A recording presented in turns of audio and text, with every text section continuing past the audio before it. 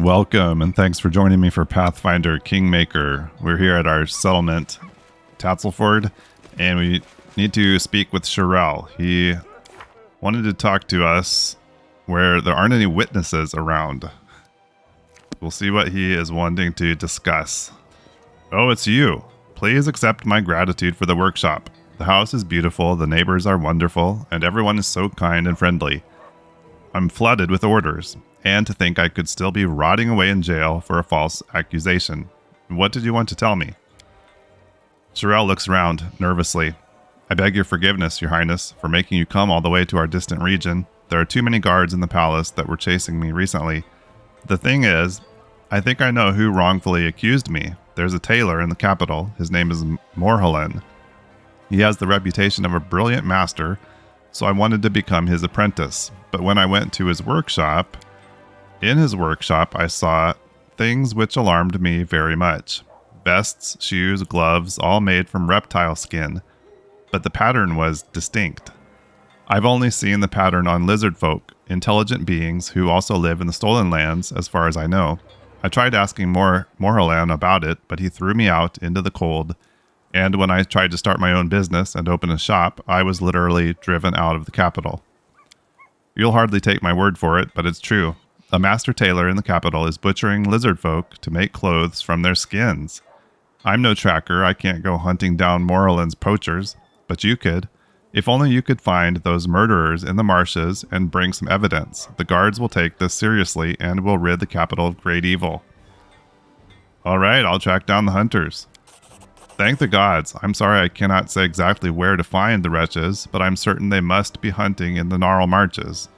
That's where you'll find them. Okay. Well, that's not a lot to go on. We'll see if we have a quest marker for that. As long as we're here, let's see if Chemo is happy. Alright then. Well, let's go look at the map.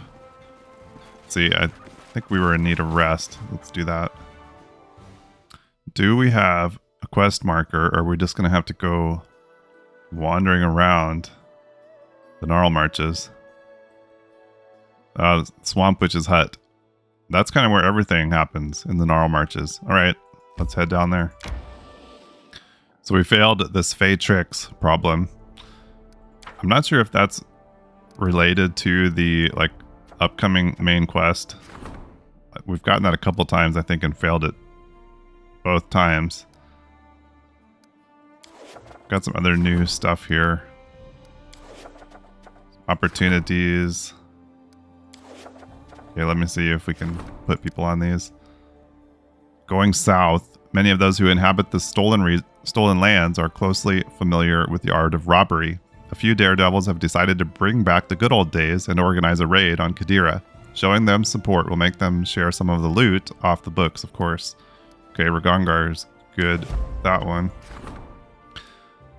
Finest assassins in the world of magic.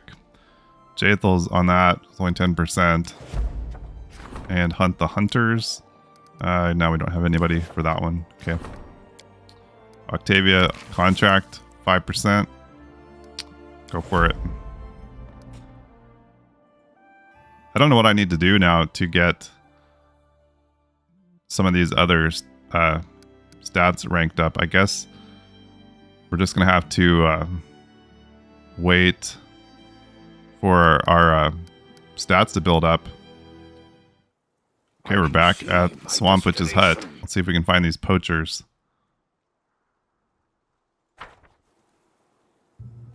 I guess we'll just check the road here first. Okay, we didn't find anybody along the path. Let's check in with the old beldame here. Maybe she's seen someone. Nope. Alright, I guess we're gonna have to go hunting for these hunters. Maybe up here. I'm sure that quest marker was on this location. I don't think I misread that. Maybe they're down here. Alright, let's go check this village area. Down here, we've got this mobility check to get over here. No. Okay, I'm starting to think we came to the wrong place. Search for poachers somewhere in the Gnarl Marches. That is definitely on the Swamp Witch Hut location. Wow, I pretty much scoured this whole area, I think. I didn't go... There was a spot over on the right-hand side where we fought some owlbears in kind of a little cove. Maybe I need to check that area. Down in here? No, I came down there, didn't I? Oh, here we had this athletics check. My expertise prevailed. Wow, nothing. I don't know. Well, I cannot find... I don't see any poachers hanging around in this area. I guess we can just check the roads around this area. Maybe we'll run across them. I don't know. I'm not going to just wander around every location down here. I guess we could try the lizard folk village. It's just weird because that quest marker is on that Swamp Witch Hut. I don't know. Let's drop in here, see if there's anything happening. Then I might just let that one go. Any of these guys want to talk to us? Boy, it's been a long time since we were here at their village. Don't remember how we left things. Oh yeah, Kagar. Is he in charge now?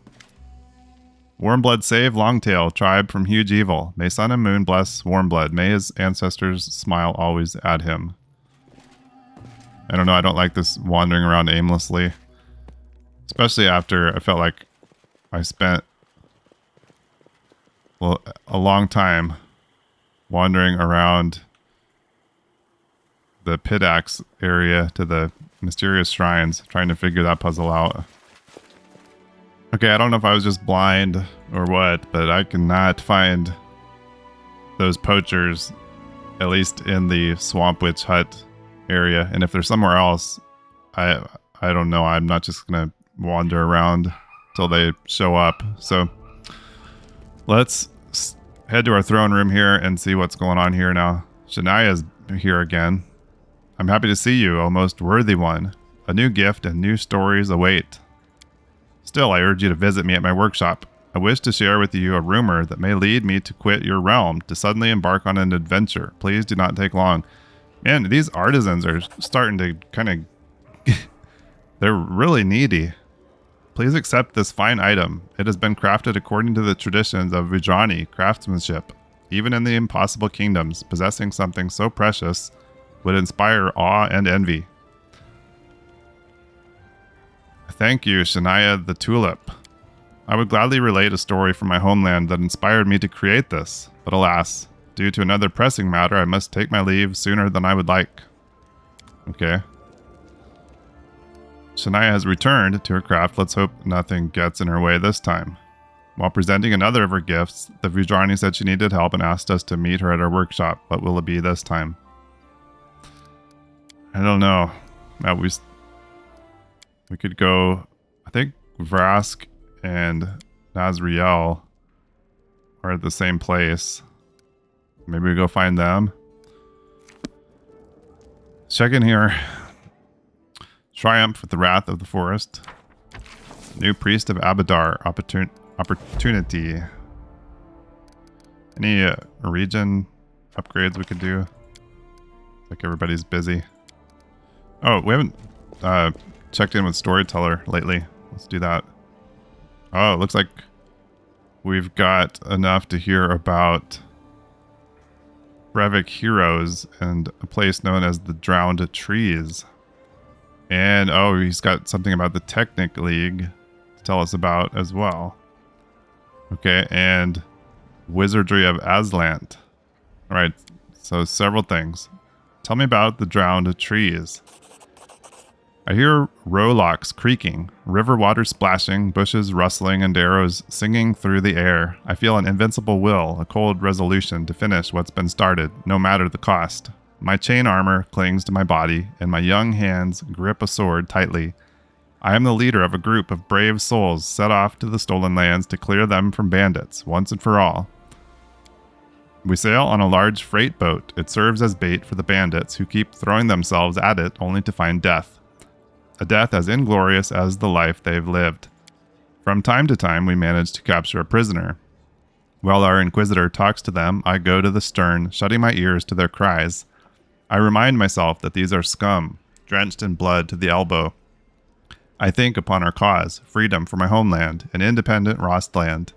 But still my goosebumps rise with each pitiful cry. I must steel myself and be strong. Please continue. At night, it seems a whole army is attacking our boat. Far too many of us to fend off. But luckily, we don't have to. While they battle monsters we've summoned in a pitch-black magical darkness, we drink the potions we've prepared and dive under the water. The scum break into the hold, but instead of treasure, they find their final surprise, the work of a Restovic alchemist, a trap. A dozen barrels of highly explosive oils. We watch from a safe distance as the boat is blown to pieces in a deafening explosion. Everything has gone according to plan. The more who die here, the fewer we'll meet in the drowned trees. We march through the forest, then camp to regain our strength. Their nest is close. Our Inquisitor discovered everything, even the location of their secret entrance. Today we rest. Tomorrow, the Bandit King will draw his final breath. Even if you sneak into the bandit camp unseen, how will you handle all of them? Each of us is worth 24 in battle. Besides, we are well prepared. Chaos, confusion, and summoned monsters will be on our side. And fire. A lot of fire. What kind of secret entrance? An underwater path winding along the swamp bottom. We had potions to breathe freely underwater. We couldn't see beyond our outstretched arms in the muddy water, and there were plenty of traps along the way. But the Inquisitor learned all the signs that marked the safe passage. At least, we believed she did. Please continue. We trudged through the muddy waters. Suddenly, a giant log studded with blades falls from above. I managed to stagger back, but the paladin who walked alongside me is now a gory sight, spread thin across the ground. The next moment, a monstrous creature emerges from the darkness, a twisted cross between fish and monkey. Its clawed hand reaches out, effortlessly melting away the Inquisitor's flesh, then ripping out her heart. This is the king of the bandits, Dargot Droon.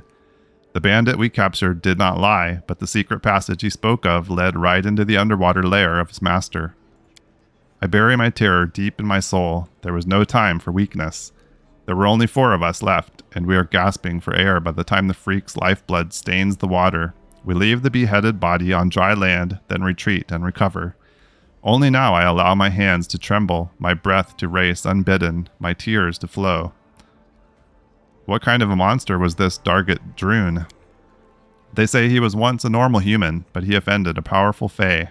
She cursed him, turning him into a monster, but one bestowed with the ability to breathe underwater and melt human flesh with his touch.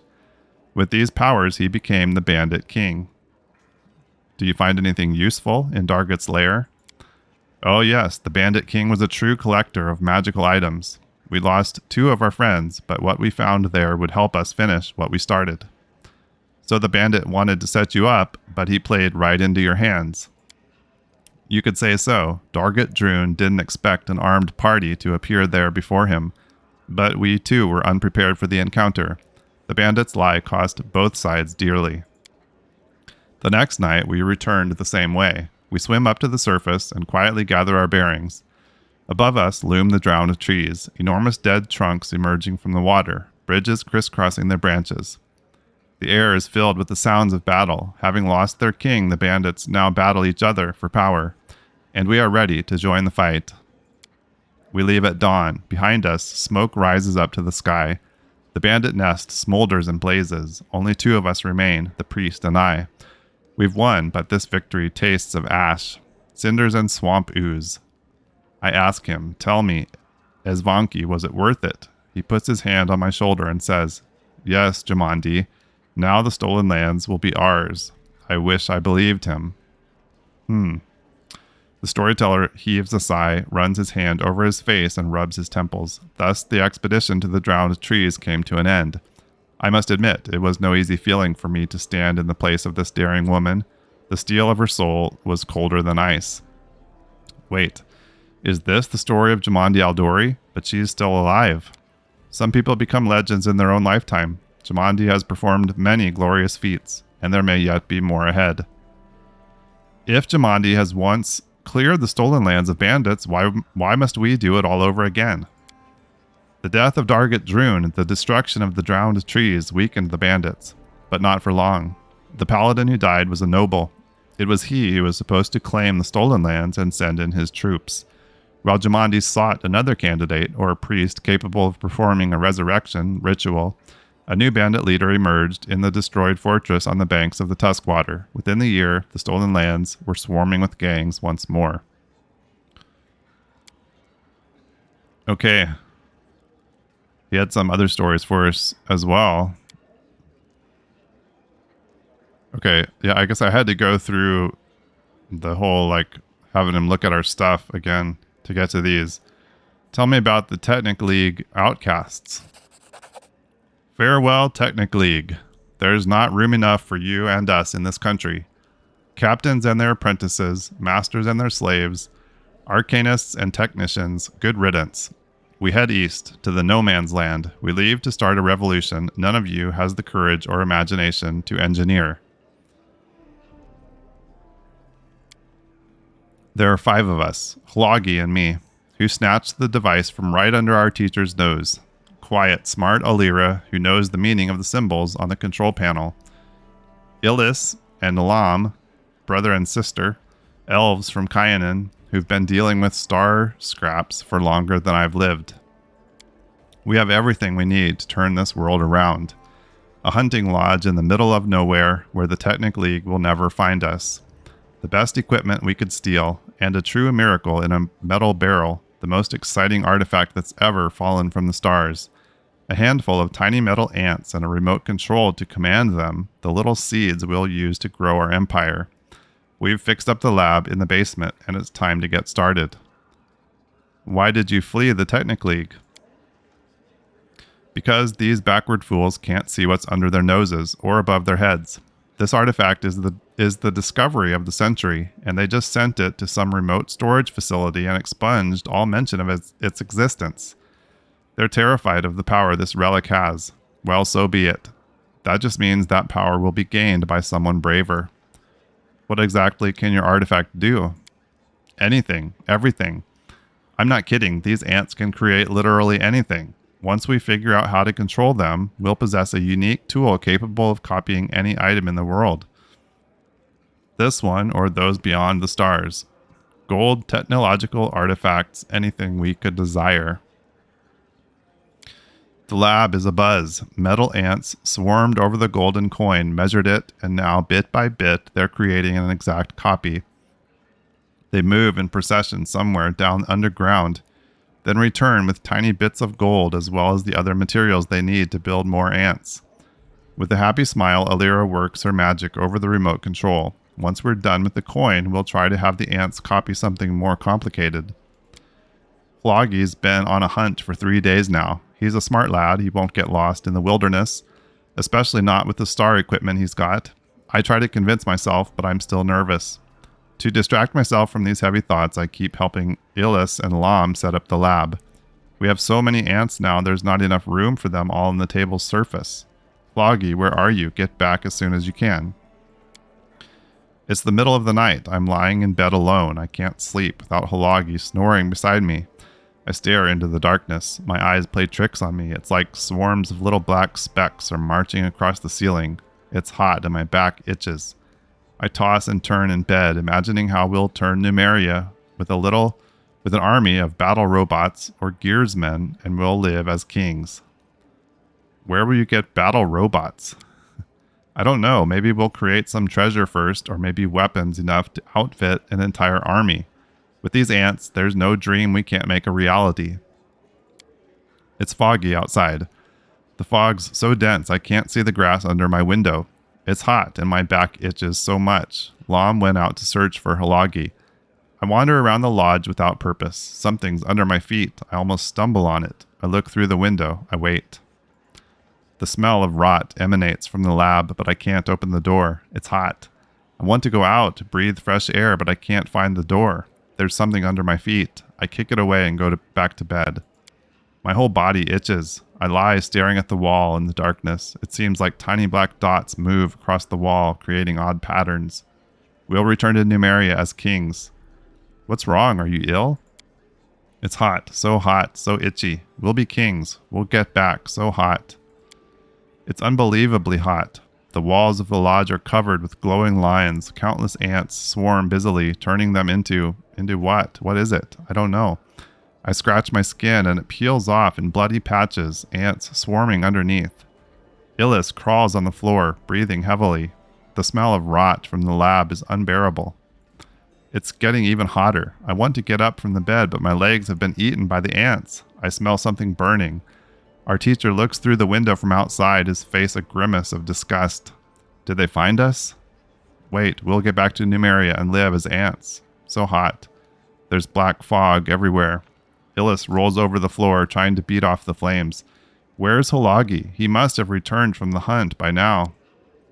The storyteller's head is covered with beads of sweat, his face grimacing in pain. He rubs his temples. That is how the revolution of the 5 technically outcasts ended. Fortunately, they were found and eliminated before the metal ants finished constructing whatever it was they were building. Are you all right? This story simply gave me a headache. It's nothing. It shall pass.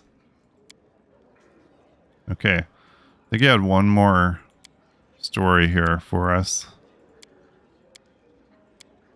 Tell me the story of the Thief of Secrets. The invisibility potion tastes bitter. My charmed spectacles are cold against my face, but they allow me to see in the dark. The darkness embraces me like warm dark velvet as I creep slowly up the tower's spiral stair. I am Kinney the Stubborn, Thief of Secrets. I was born to a family of slaves, destined to squirm at the feet of my Cyclops masters. But I grabbed fate by the throat and escaped, taking with me some of my cruel master's artifacts. Since then, I've traveled the world, doing what I do best. Okay. From the tall spikes of the temples of Aslanti to the secret dungeons of Thassalon, from huts of shamans living in reeking swamps to the shining palaces of Cyclops aristocracy, I've been everywhere, and from every quarter I collected something of great value. Scrolls and potions, artifacts, blueprints of magical devices and spell designs. All this and far more I have held in my hands. Bards tell stories of my adventures. Some claim that once the Stubborn stole an artifact right from the bedroom of the Lord of Runes. I can neither confirm nor deny these rumors. But today's mission is more important and dangerous than all that came before it. I must not lose. I do not have the right to lose. The stairway ends at an arch without a door. I look for traces of protective spells and frown when I find none. I step across the threshold. Moonlight fills the room. Wrought iron grills on the windows cast crisscrossing patterns on the floor. Small, blossoming trees sway in their pots. Where are the protections? I take another careful step. Suddenly, 2 of the nearest trees reach out their branches and drop some petals. They fall in a circle. Damning the world all around, I move to escape, only to find myself trapped. The invisible wall is more secure than shackles. Caught. I sigh and I sit upon the floor, legs crossed. I take out a flask of strong liquor and a volume of frivolous poetry awaiting the tower's owner. Why do you call yourself the Thief of Secrets? Because I do not steal for profit. I've no interest in gold and jewelry, only the secrets of wizardry. I do not rob simple wizards, but track down those who possess unusual artifacts or develop new spells, which they do not wish to share with the world. I began by giving the secrets of Cyclops wizards to their human slaves, but many years have passed since then and the list of my exploits has grown long. I have learned that if someone possesses unique power or knowledge, they can easily use them to evil ends. But when power and knowledge belong to many, no one alone can abuse them, and balance is preserved. What are you stealing this time? The storyteller moves his lips silently, rubs his temples, then sighs, obviously baffled. I cannot answer, Your Highness. This has never happened to me before, but some of the memories seem hidden, Let us continue. Perhaps everything will become clear as the story develops. Soon the owner of the tower enters the room, a tall elf with silver hair, wearing simple gray clothes. He looks at me and shakes his head. Couldn't even make it past the 3rd floor? What's happened to you, stubborn? Are you getting old? I flash him an obscene gesture that backstreet dwellers use. The elf laughs, then flutters his fingers, lifting the spell. The circle of petals blows away and I arise. The tower's owner embraces me warmly. The master of the tower is a powerful wizard, a creator of wonderful things, and an old friend. Once, when I was a young boy who had just escaped slavery, I snuck into his pantry and found myself caught in a magic trap, just like I was today. The owner did not punish me, but instead released me, gave me food and a roof over my head.